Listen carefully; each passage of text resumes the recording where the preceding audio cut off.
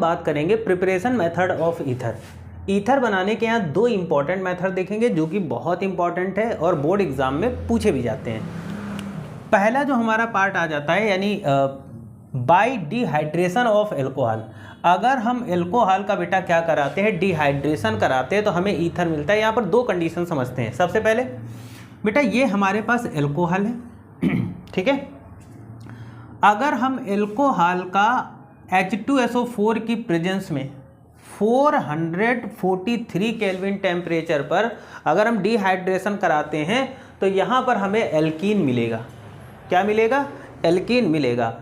लेकिन वहीं पर इसी एल्कोहल का अगर क्या करते हैं H2SO4 की प्रेजेंस में 413 केल्विन टेम्परेचर पर इसको अगर हम इसका डिहाइड्रेशन कराते हैं तो यहाँ पर हमें क्या मिल जाता है? ईथर।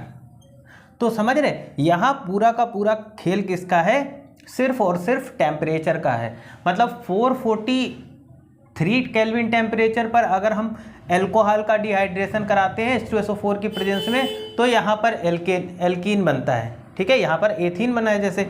और अगर हम क्या करते हैं कि टेम्परेचर कम कर देते हैं, 413 केल्विन कर लेते हैं, तब डिहाइड्रेशन कराते हैं तो यहाँ पर एथिल जैसे डाईएथिल ईथर यहाँ पर बना हुआ है, यानी उस कंडीशन में ईथर बनता है। तो पूरा का पूरा खेल यहाँ पर किसका है बेटा? यहाँ पर टेम्परेचर का ही है। दूसरा जो कि इंपॉर्टेंट प्रिपरेशन मेथड है, बहुत इंपॉर्टेंट है और पूछा भी जाता है आपके पेपर में, विलियमसन सिंथेसिस रिएक्शन, ठीक। विलियमसन सिंथेसिस रिएक्शन में होता क्या बेटा? Alkyl halide. एल्किल हाइलाइड किसके साथ रिएक्शन करता है? सोडियम एल्कोक्साइड के साथ। सोडियम एल्कोक्साइड के साथ रिएक्शन करेगा तो यहाँ पर बेटा ये क्या बनेगा? ईथर बनेगा और सोडियम हाइलाइड अलग हो जाएगा।